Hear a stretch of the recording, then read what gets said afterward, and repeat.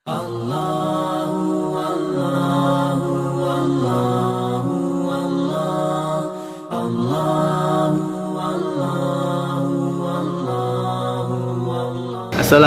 warahmatullahi wabarakatuh.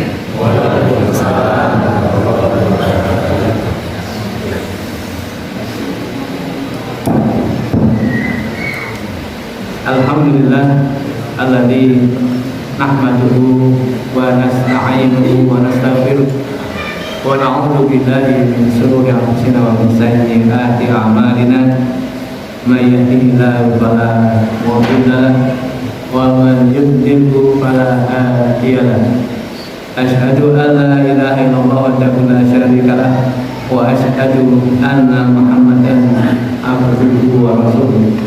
Allahumma salli ala Muhammad wa ala alihi wa ashabihi ajma'in wa ba'd. Hadirin jamaah rahimahullah, para alim ulama, ustaz dan juga bapak ibu yang hadir pada kesempatan ini yang insyaallah dirahmati Allah Subhanahu wa taala. Pada kesempatan yang baik ini tiada lupa kita sengaja untuk memanjatkan syukur kepada Allah Subhanahu wa taala atas limpahan nikmat yang diberikan kepada kita semuanya, sehingga sampai detik hari ini kita masih diberikan nikmat iman, nikmat Islam, dan masih banyak nikmat yang lain. Kita syukuri dengan kita meningkatkan iman dan takwa kita kepada Allah Subhanahu wa taala dengan diwujudkan kita menjalankan perintahnya dan menjauhi larangan-larangannya. Hadirin jemaah rahimahullah, pada kesempatan malam hari ini kita gunakan untuk merenung sejenak apa saja yang sudah kita lakukan untuk kehidupan mendatang, di mana seperti yang dipesankan oleh Allah Subhanahu wa taala dalam surat Al-Hasyr ayat yang ke-18, di mana Allah berkalam, A'udzu billahi minasyaitonir rajim. Ya ayyuhalladzina amanu taqullaha wa tanzur nafsum ma qaddamat lighad wattaqullaha innallaha khabirun bima ta'malun. Ya ayyuhalladzina amanu, bagi orang yang beriman, ittaqullah, takwalah kepada Allah. Di dalam ayat ini Allah menyuruh orang-orang yang beriman, orang-orang yang merasa dirinya beriman, orang-orang yang menuju keimanan. Ketika Allah memanggil, maka ada hal yang penting yang akan disampaikan oleh Allah. Dalam hal ini, hal yang benar adalah ittaqullah, takwalah kalian kepada Allah. Sering kita mendengar kata-kata ittaqullah, bahkan setiap Jumat semua khatib menyuruh pada takwa. Akan tapi seperti apa takwa? Mungkin secara definisi boleh saya sampaikan di depan adalah menjalankan perintah-perintahnya dan menjauhi larangan-larangannya. Takwa. Kemudian bahkan dalam semangat dan melibat, supaya setiap jiwa, setiap orang itu memperhatikan apa yang telah dilakukan untuk kehidupan besok. Lihat, bukan besok lusa, tapi besok di akhirat. Apa yang kita lakukan untuk kehidupan di akhirat nanti? Kemudian poin yang ketiga, wattaqullah. Allah mengulang lagi, takwalah kepada Allah. Jadi dibilang dua kali takwa di sini. Innallaha khabirun bima ta'malun. Ya Allah itu Maha teliti, Maha mengetahui terhadap apa yang kalian lakukan. Jamaah rahimahullah, maka ayat ini kita gunakan untuk kita mawas diri, introspeksi terhadap apa yang kita telah lakukan selama ini. Mungkin di antara kita ada yang saat ini berusia mungkin sepantaran dengan saya ya 50-an tahun.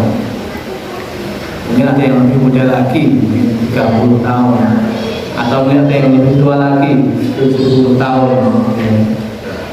Dan selama ini untuk apa? Sedangkan kita sisihkan waktu kita persiapan amal untuk kehidupan di akhirat nanti. Hadirin jamaah rahimahullah, sebenarnya banyak cara ya, untuk menuju kepada kebaikan. Banyak sekali cara-cara amal-amal ya, menuju kepada kebaikan. Salah satu contohnya malam hari ini saya dan panjenengan rawuh di masjid ini tujuannya apa tadi? Dari rumah. Apa Bapak? Jamaah maghrib, apalagi thalabul ilmi, pengajian. Inilah dengan sekali kita berbuat, tetapi perbuatannya satu, tapi kita sudah memborong banyak kebaikan. Ini kalau kita hitung-hitung, pertama, tadi sebelum kita berangkat, pastinya kita sudah bersuci dulu di rumah. Sudah dilakukan Bapak Ibu tadi di rumah sudah berwudu. Nah, maka hari ini seperti yang diterangkan oleh Rasulullah SAW dalam hadisnya, man kharaja min baitihi mutatahhiran ila salatin maktubatin fa ajril hajil muhrimi wa man kharaja ila tasbihid duha la yunsibuhu illa iyyahu fa ajruhu ka ajril mu'tamir wa salatun ala asadi salati la lahwa bainahuma kitabun fi illiyin. Artinya barang siapa keluar dari rumahnya dalam keadaan bersuci menuju sholat wajib, sholat maghrib kalian hari-hari ini kita sama sholat maghrib, maka pahalanya seperti pahala orang berhaji. Masya Allah. Dan setiap hari kita bisa berjamaah mungkin 5 kali, pahalanya seperti orang yang berhaji. Barang siapa keluar untuk sholat sunnah duha, sholatnya di masjid, mau sholat, yang dia tidak melakukannya kecuali karena itu, memang tujuannya untuk sholat duha, maka pahalanya seperti pahala orang yang berumroh. Dan melakukan sholat setelah sholat lainnya, tidak melakukan perkara sia-sia antara keduanya. Nanti kita maghrib sama isya, ya, sholat lebih sholat, ya. Tidak melakukan hal-hal yang sia-sia, awal di antara keduanya, maka pahalanya ditulis di illiyin. Itu kita catatan orang-orang yang saleh. Jamaah Allah. Jadi tadi pahalanya apa? Nama Bapak? Seperti berhaji untuk sholat wajib. Asal dalam hadis yang lain juga Rasulullah mengatakan man masya ila sholatin maktubatin fil jamaah fa hiya kahajatin wa man masya ila sholatin tatawwu'in fa huwa ka umratin nafilah. Sama. Pada siapa yang berjalan menuju sholat wajib berjamaah maka ia seperti berhaji. Siapa yang berjalan menuju sholat sunnah maka ia seperti melakukan umroh yang sunnah. Hadis riwayat Tabrani. Jamaah rahimahullah, satu di antara kebaikan ketika kita keluar menuju masjid. Ada kebaikan yang lain juga diriwayatkan dari Abu Hurairah radhiyallahu anhu bahwa Rasulullah SAW bersabda, man tatahhara fi baitihi summa masya ila baitin min buyutillah liyaqdiya faridatan min faraidillah kanat khatwatahu indahuma taqutu khati'atan wal ukhra tarfa'u darajatan. Barang siapa telah bersuci di rumahnya, di berwudu dan dia, kemudian berjalan ke salah satu rumah Allah di antara rumah-rumah Allah, yaitu salat berjamaah di masjid untuk melaksanakan kewajiban yang Allah telah tetapkan, maka kedua langkahnya, yang satu menghapus kesalahan dan satunya lagi meninggikan derajat. Ada lagi yang ketika berangkat menghitung berapa langkah dari rumah, ada kurang lebih. Di kebaikannya itu Allah hitung per langkah. Masya Allah, begitu murahnya Allah Subhanahu Wa Taala. Maka juga dalam keterangan yang lain, para sahabat itu kalau berangkat masjid itu langkahnya kecil-kecil, tapi cepat, supaya lebih banyak langkahnya sehingga lebih banyak mendapatkan kebaikan. Itu dihapus kesalahannya dan ditingkatkan derajatnya di hadapan Allah Subhanahu Wa Taala. Pastinya kita semua menginginkan hal ini. Hanya dalam hal itu tidak perlu kita hitung-hitung. Cukuplah kita serahkan kepada Allah Subhanahu Wa Taala. Allah lebih maha menghitung dan Allah akan memberikan ganjaran sesuai niatan kita. Itu yang kedua. Kemudian yang ketiga, akan didoakan oleh malaikat. Di dalam sabdanya Rasulullah SAW mengatakan, innal abda idza jalasa fi musallahu ba'da salati salat alaihi malaikatu wa salatuhu alaihi Allahumma ighfir lahu Allahumma arhamhu. Wa in jalasa yantadiru salata salat alaihi malaikatu wa salatuhu alaihi Allahumma ighfir lahu wa Allahumma arhamhu. Yang artinya, sesungguhnya jika seorang hamba duduk di masjid setelah melaksanakan sholat, setelah sholat duduk dan berzikir, dan berdoa, baca Al-Quran atau yang lainnya, maka para malaikat akan bersolawat untuknya, didoakan oleh malaikat. Dan solawat mereka kepadanya, kepada yang orang yang duduk tadi, adalah dengan berkata, Allahumma ighfirlahu, ya Allah ampunilah dia, Allahumma arhamhu, ya Allah kasihanilah dia, atau rahmatilah dia. Jika ia duduk untuk menunggu sholat, maka para malaikat akan bersolawat kepadanya. Solawat kepada mereka adalah dengan berdoa, Allahumma ighfirlahu, Allahumma arhamhu.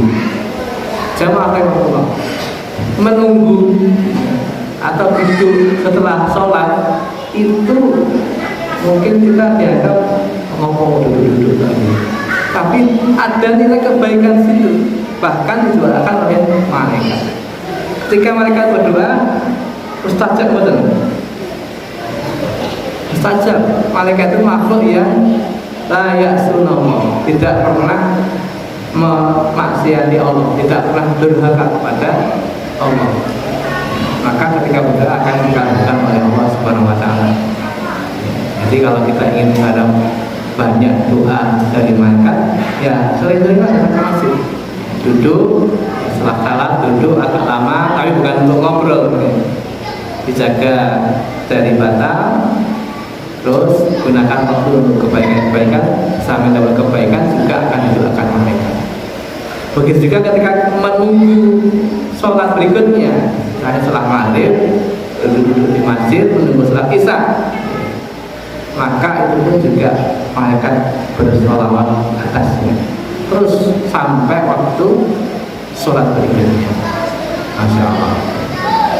Jemaah Allah, inilah beberapa kebaikan-kebaikan dengan satu amalan. dengan keluar dari rumah menikmati satu amalan sholat jamaah, tapi kebaikannya luar biasa, banyak kebaikan-kebaikan yang akan diberi Allah Subhanahu Wa Taala.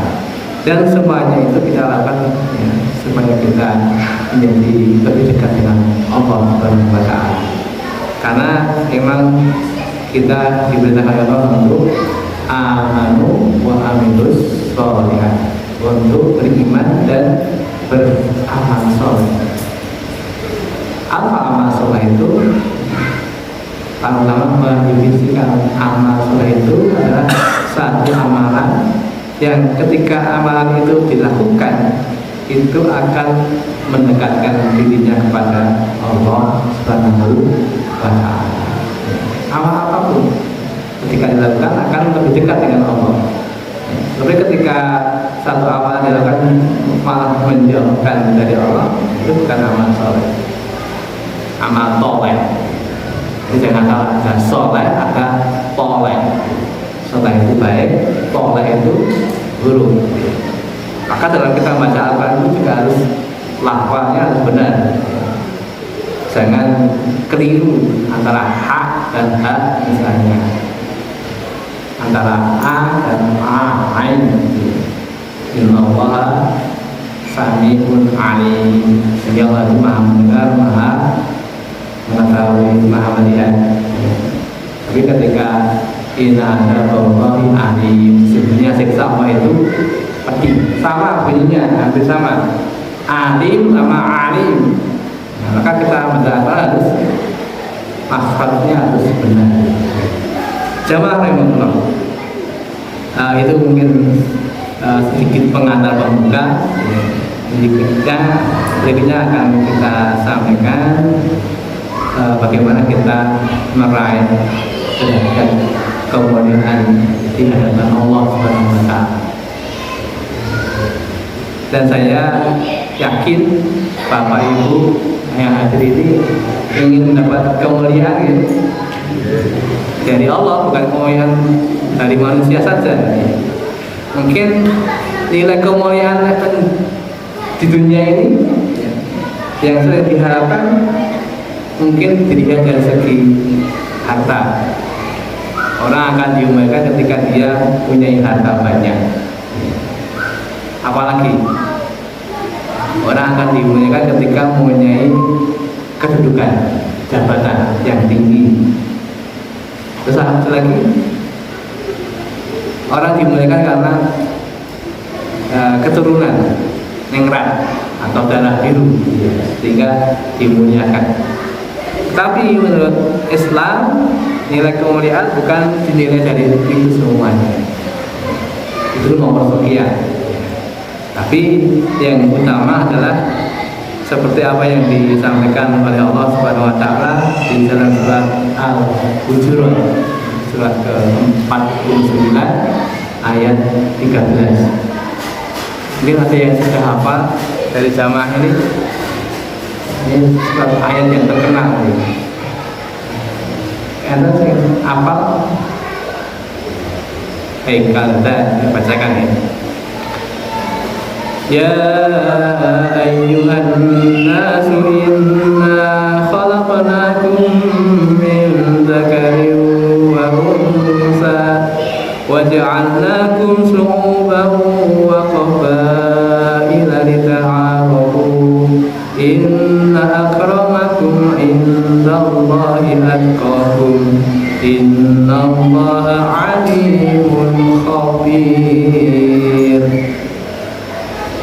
Artinya, ya ayuhan nas, wahai manusia, inna khalaqnakum, sesungguhnya kami Allah telah menciptakan kalian min zakarin wa unsa, dari jenis laki-laki dan perempuan. Jadi tidak jelas ini, hanya menciptakan dua jenis manusia, laki dan perempuan. Tidak ada jenis yang ketiga. Nama yang ketiga, pandu, varia, banci, atau cowek, ACDC. Nah, awan cowok dan bagi cewek tidak ada. Ya. Kalau ada yang mengatakan waria itu adalah kodrat Allah, salah. Yang benar itu penyakit yang harus diobati, yang harus dikembalikan kepada fitrahnya ketika dia lahir. Nah, lahirnya lanang ya fitrahnya harus lanang, laki-laki. Kok jadi bingung? Seperti kemarin beberapa waktu yang lalu ada artis yang sudah berganti kelamin meninggal, bingung sih orang dandani. Dan lanang kok itu? Akhirnya ada fatwa dari seorang ustaz dan tadi seperti dia lahir di lanang ya dan di lanang. Nah, kan nyusahkan kan. Terus kemudian harus sholat melu sok lanang kok sok buri. Itu penyakit, maka harus diobati, bukan malah dibelain. Itu takdirnya begitu, tidak bukan takdir. Allah sudah mengatakan menciptakannya hanya dua jenis, laki dan perempuan. Kemudian waja'alnakum syu'uban, dan kami Allah telah menjadikan kalian berbangsa-bangsa, wa qabaila, dan berqabilah, bersuku-suku. Tujuannya apa? Lita'arafu, untuk saling mengenal. Diadakannya perbedaan bangsa, suku, ya, itu bukan saling merasa lebih unggul dari yang lainnya. Tidak. Ya. Aku kulit putih, aku mesti kulit apa? Emang kulit hitam. Ya. Dulu masih ada rasisme. Jadi orang berkulit menganggap lebih mulia, lebih tinggi daripada orang berkulit hitam. Atau ada yang menganggap orang, misalnya kalau suku Quraisy itu lebih baik dari suku yang lainnya. Tidak. Atau mungkin dari Bani Qabilah atau Bani Hasyim, itu baninya siapa? Rasulullah, ya. Itu lebih baik dari yang lainnya. Tidak. Ya. Jadi supaya saling mengenal. Di dunia ini kita mengenal ada berapa bangsa. Ada yang pernah buka atau menghitung. Kalau saya buka di Google itu, yang tercatat di PBB itu ada berapa ya? 114 atau berapa ya? Sedangkan suku di dunia ini ada 650 suku. Sedangkan di Indonesia sendiri sukunya itu hampir separuh Pak, 300-an suku. Yang luar biasa Indonesia. Ya, dengan adanya bangsa, suku, dan mestinya juga bahasa dan adat, ya. Bahasa yang berbeda dan adat yang juga punya kebiasaan yang berbeda-beda, itu saling mengenal. Dengan mengenal itu sehingga bisa berkomunikasi dengan baik. Mungkin bahasanya hampir sama, mungkin di Jawa Tengah dengan di Madura atau Jawa Timur gitu ya. Jadi sebagian hampir sama. Ini kadang-kadang di sini kasar, di sana rumosannya wis halus. Nah, contohnya apa ya? Bahasa Jawa Timur kan abang bandok, mungkin sudah dianggap halus. Di sini orang bandok itu kayak apa? Atau montal gitu. Nah, ini mungkin karena berbeda suku atau daerah, sehingga hampir pengertiannya sama, mungkin hanya rasanya yang berbeda. Tapi ketika kita sudah mengenal, kan baik-baik saja. Mengapa Allah menguraikan di sini, sampaikan menciptakan berbangsa, bersuku, gitu ya, dan juga punya bahasa dan kebudayaan, tradisi yang berbeda-beda. Disinilah Allah ingin menyampaikan nilai kemuliaan Yang seperti apa sih orang yang mulia?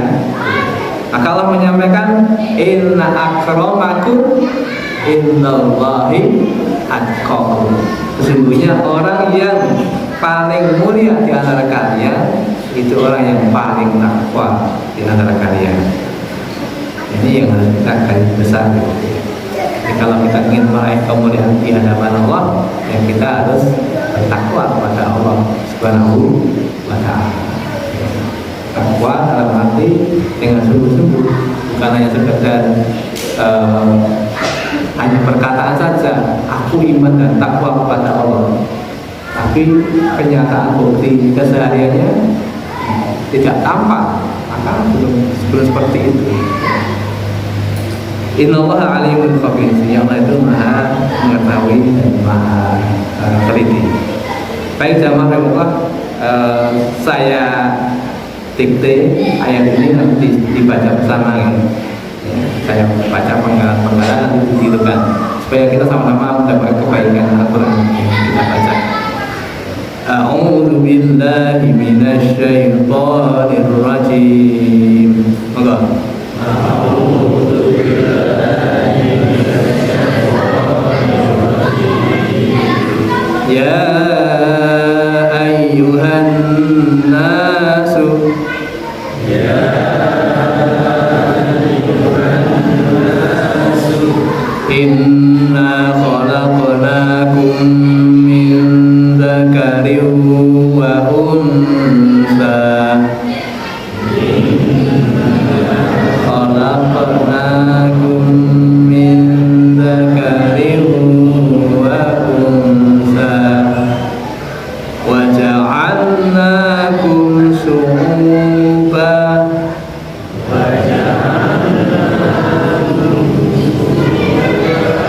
wa qabaila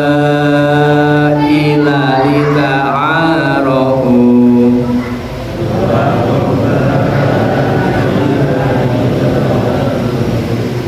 Inna akramakum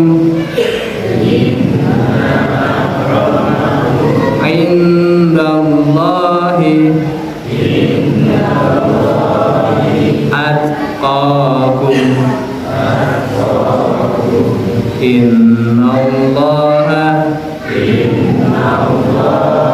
alimun khabir. Alhamdulillah dengan membaca ini ya, kita pernah membaca, mungkin belum buka sendiri tapi pernah membaca. Dan satu keuntungan orang yang membaca Al-Quran, kata Rasulullah SAW, bacalah Al-Quran karena Allah menghitung kebaikan itu setiap hurufnya. Setiap hurufnya, satu huruf satu kebaikan, dan satu kebaikan dikalikan 10 kalinya.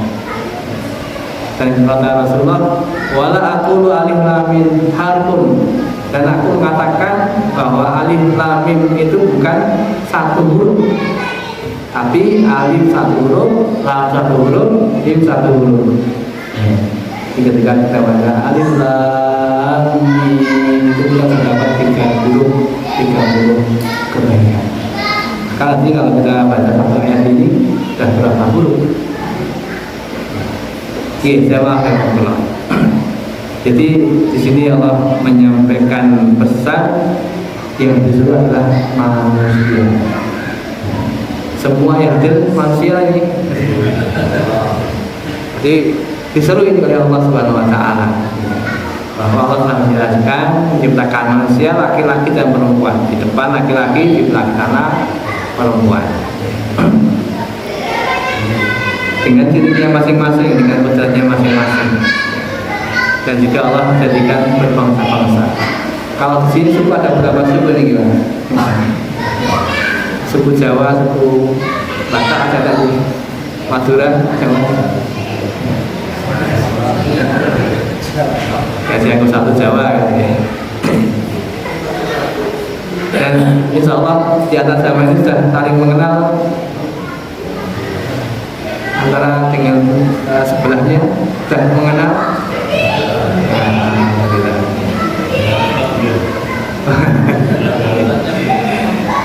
Oke, kalau saya sedikit perkenalan ya. Nama saya Panggi Nugroho. Kadang-kadang mungkin nanti tidak satu kali di sini, mungkin 2 kali 3 kali di dekat namanya nama Jawa Panggi Nugroho. Anak 4, laki semuanya sudah 16 bulan, sudah punya cucu 1. Ada yang 2 belum nikah. Oke, kita lanjutkan. Jadi nilai kemuliaan itu dilihat dari ketakwaan. Padahal kata Rasulullah SAW, at-taqwa hahuna, at-taqwa hahuna. Takwa itu di sini menunjuk dada. Jadi takwa itu di dalam dada. Hanya dirinya, mungkin dirinya juga tidak merasa, tapi Allah lah yang lebih tahu. Dan Allah berikan kemuliaan. Kalau kita lihat di zaman kehidupan Rasulullah SAW, banyak para pengikut beliau merasa sahabat itu kebanyakan dari kaum elit atau kaum duafa. Kebanyakan kaum duafa. Sana ada Bilal, sana ada Salman, sana ada Mus'ab. Dulu Mus'ab kaya, tapi kemudian jadi miskin dan seterusnya. Banyak para mereka adalah orang-orang yang rendahan. Tapi Allah berikan kemuliaan. Seperti sahabat Bilal. Siapa Bilal itu? Bekas budak. Dulu budak. Ketika masih ada perbudakan, tapi Islam datang untuk menghapus perbudakan, sehingga dianjurkan untuk memerdekakan budak. Dan ketika bila kemudian mengenal Islam, ikut halaqahnya Rasulullah SAW dengan diam-diam, karena itu waktu masih dakwah secara sembunyi-sembunyi, tapi akhirnya juga konangan oleh yang punya majikannya yang bernama Umayyah, dan oleh majikannya akhirnya dikurung, ya, dipaksa untuk kembali pada agama yang punya, suruh murtad.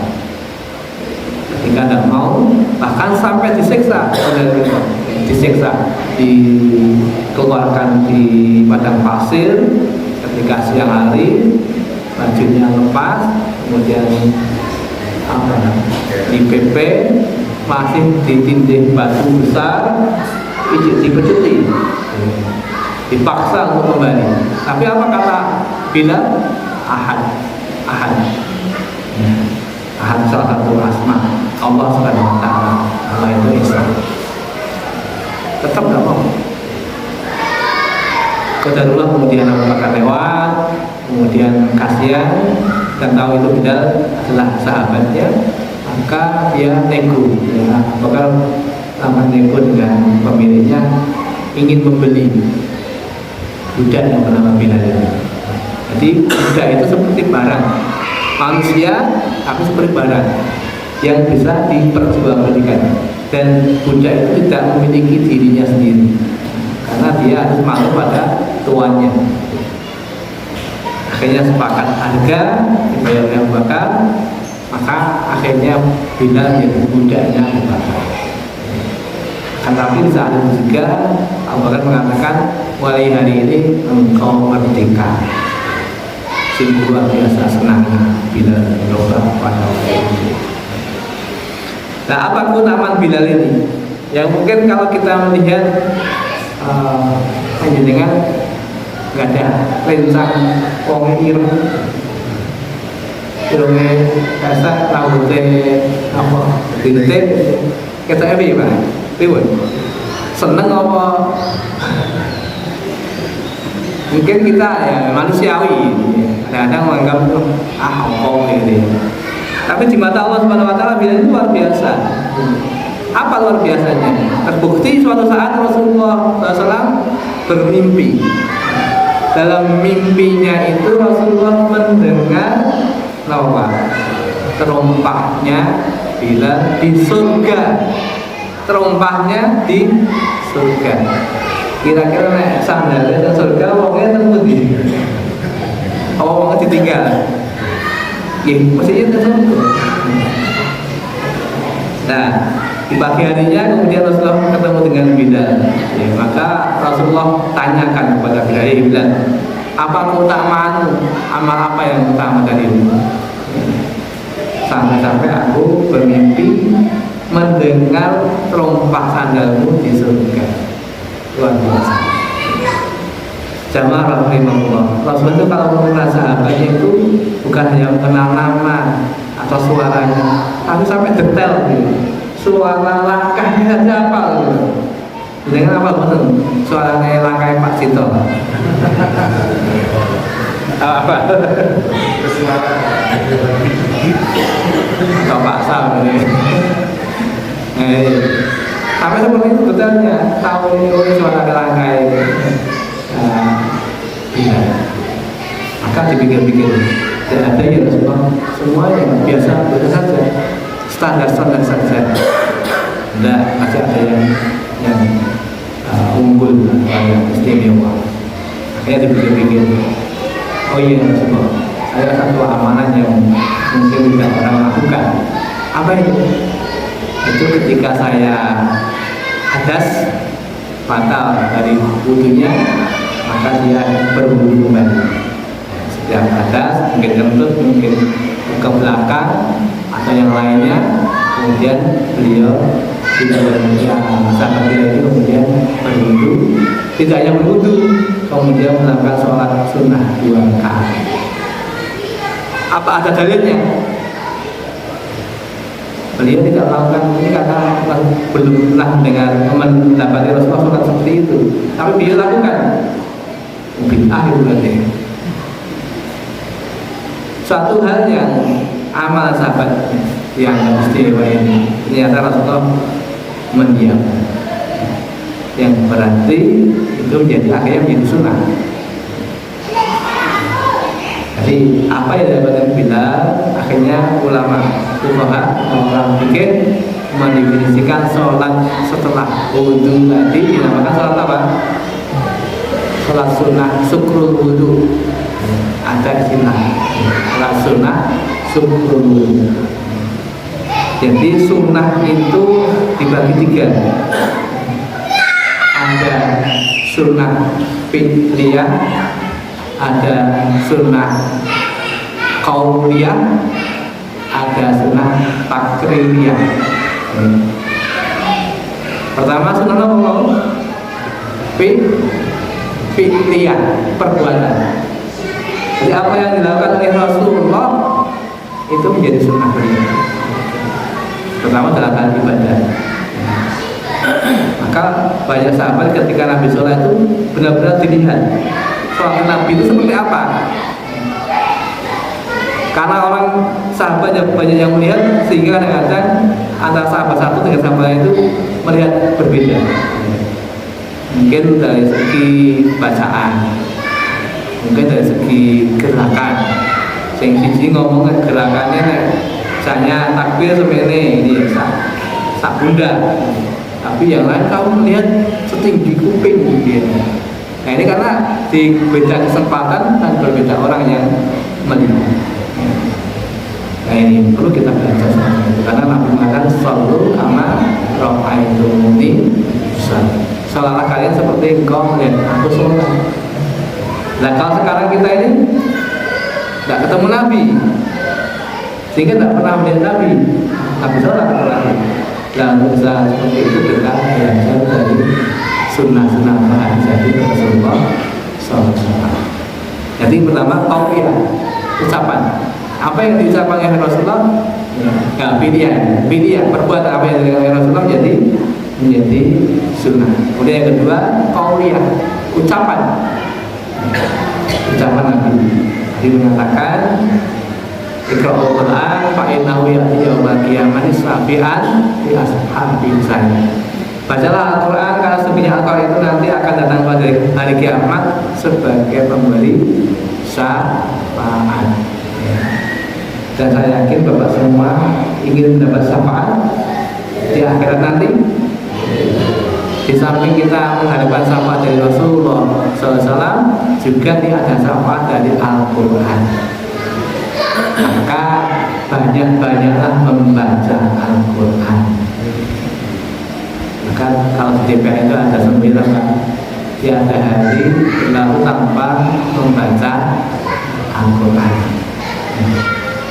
Jadi raketang satu ayat, ayat gitu ya, atau raketang sa'ruku, atau raketang halaman dan seterusnya. Syukur-syukur bisa mentarget one day one juz, nomor 1 hari 1 juz, sehingga 1 bulan 3 hari khatam Al-Quran. Itu sehingga 1 juz 1 hari. Wah, mau lagi 15 menit wes sapotera lewatnya. Ada yang belum bisa baca Al-Quran? Kalau banyak bisa baca Pak.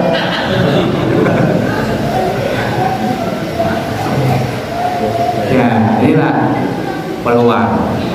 Kalau mungkin bacanya mungkin belum bisa, ya mendengar, kemudian ya hafal. Terus sahabat-sahabat banyak yang tidak bisa baca, tapi mendengar. Cuma keistimewaan mereka diberikan oleh Allah kepada mereka, ada yang sekali mendengar hafal. Enak tinggi Pak, satu kali dengar hafal, atas mungkin. Ada yang 2 kali mendengar hafal, dan seterusnya. Nah ini tingkat ingatan para sahabat luar biasa diberikan oleh Allah Subhanahu wa Ta'ala. Nah ini ada sunnah qauliyah, ucapan. Saya ketika Rasulullah SAW pernah makan bersama, kemudian ada anak kecil gitu ya, karena makanan banyak kan, pengen nyekel gini gitu ya, ditangkap tangannya oleh Rasulullah, sambillah makan, bacalah bismillah, kemudian makanlah dengan tangan kanan dan ambillah yang terdekat. Ini usaha Rasulullah kepada anak kecil, makan tangan kanan, kemudian baca bismillah, kemudian ambil yang dekat dulu. Tahu kan sing cedek di lain tempe ono daging.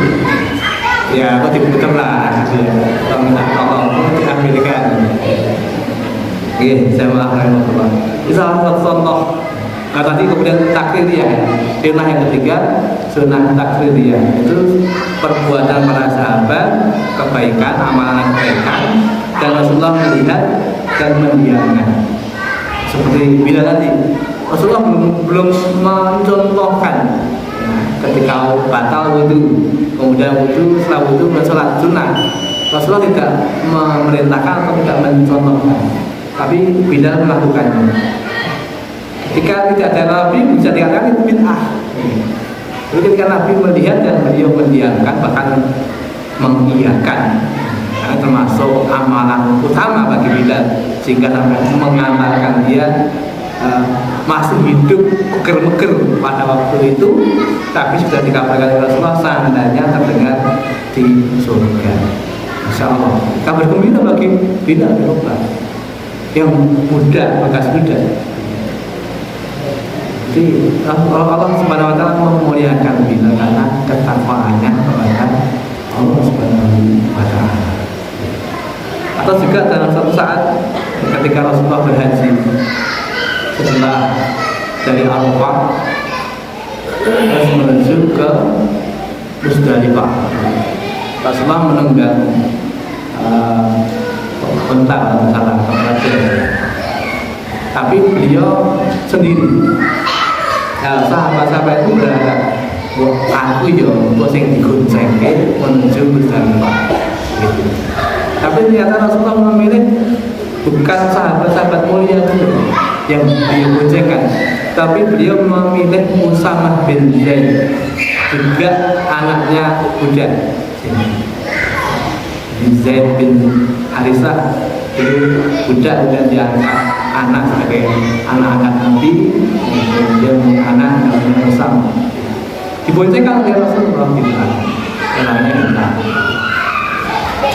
Karena ketakwaannya Rasul memuliakan Usamah. Ini dan masih banyak kisah-kisah dalam kehidupan para sahabat, baik sahabat yang kita kenal maupun sahabat yang tidak kita kenal. Sahabat itu banyak sekali yang diberikan kemuliaan oleh Allah Subhanahu wa Ta'ala. Ada lagi namanya sahabat Julaibib. Ada yang pernah mendengar namanya Julaibib? Sahabat pakai Umar, Abu Bakar, Utsman, Ali. Ada namanya Julaibib. Bahkan Julaibib ini dia tidak mengenal siapa orang tuanya, asal usulnya dari mana, dia tidak tahu. Kayak tiba-tiba lahir di dunia gitu. Kemudian badannya pendek, hidungnya pesek, kulitnya hitam, selain untuk pawaan gas gitu. Hingga yang banyak sahabat yang tidak memperhitungkannya. Tapi karena ketakwaan itulah suatu saat Rasulullah menawari pada dia, Bib, mau nikah enggak kamu? Wis remaja kamu, mau nikah enggak? Nah, dengan tersenyumnya Julaibib, ojo ngenyek ya Nabi ya namanya gitu. Kayak gini siapa yang gelem. Ada ibu-ibu yang mau menantunya hitam, pendek, pesek. Sampai 3 hari berturut-turut beliau menawarkan. Akhirnya begini, Nabi, ya sudah, kamu saya beri rekomendasi. Kamu datang kepada si Fulan, seorang Ansor yang punya kedudukan. Dia punya putri cantik, datanglah ke sana. Katakan saya tidak salah pada keluarganya, kemudian saya mengkhidbah atau meminang putri bapak untuk Julaibib. Maka berkala dia menjadi apa yang dituduhkan. Ketika datang, gak kaget, apa ini Julaibib kok datang karena tidak dianggap gitu. Terus dia menyampaikan salam dari Rasulullah SAW. Akhirnya ada semeringan, tuan rumah itu agak semeringan karena mendapat salam dari Rasulullah. Kemudian apa intinya kamu datang ke sini? Saya sudah nanti untuk menyampaikan akan meminang putri jenengan. Senang karena belum selesai, sudah senang. Jadi Rasulullah akan meminang anak saya gitu, senang banget. Tapi bukan untuk Rasul ya Bapak. Dan siapa? Untuk saya. Langsung ya di rupanya itu saya gitu. Karena soalnya gelem gitu ya. Tapi akhirnya Bapak ini berdiskusi dengan istrinya. Istrinya juga tidak senang dia, tidak cocok gitu. Tapi ketika rame-rame berdiskusi tadi, anaknya yang di kamar mendengar ada apa tuh Pak? Ini loh, Julaibib datang, katanya disuruh Nabi untuk melamarmu. Oh, kalau itu perintah Nabi adalah suruhan Nabi, yang mengapa tidak terima? Tapi biasanya kalau kita tolak malah kita celaka ya Bapak. Akhirnya putrinya menerima ya. Masya Allah. Padahal putri bangsawan cantik. Tapi singkat cerita ditentukan hari hanya untuk menikah. Di hari saat ketika akan menikah dan bonjo siap-siap itu tiba-tiba ada pengumuman perang. Julaibib berpikir perang apa nikah? Pilih yang mana? Pilih yang masih jomblo itu. Kira-kira nikah apa perang? Akhirnya saat daftar perang aja. Akhirnya masih perang dan dia mati syahid. Masya Allah. Karena Nabi digendong sendiri Nabi, beliau Julaibib yang dikatakan dia nanti dijemput arwahnya oleh bidadari. Masya Allah. Jadi karena kemuliaan takwaannya kepada Allah yang belum disentuh oleh wanita dunia sudah diambil oleh bidadari surga. Jamaah Allah, itulah beberapa contoh ya, orang-orang yang mulia karena takwa. Dan masih banyak contoh-contoh yang lain, insya Allah ya nanti disimak di Google dan yang lainnya. Artinya, marilah kita tingkatkan ketakwaan kita dalam rangka supaya kita mendapatkan derajat kemuliaan di hadapan Allah Subhanahu wa Ta'ala. Orang yang dimuliakan oleh Allah akan diselamatkan dari neraka dan nanti dimasukkan ke surga.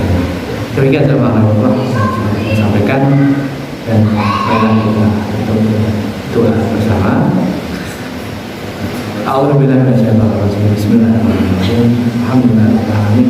Allahumma shalli ala Muhammad wa ala ali Muhammad kama shallaita ala ali Ibrahim innaka Hamidum Majid.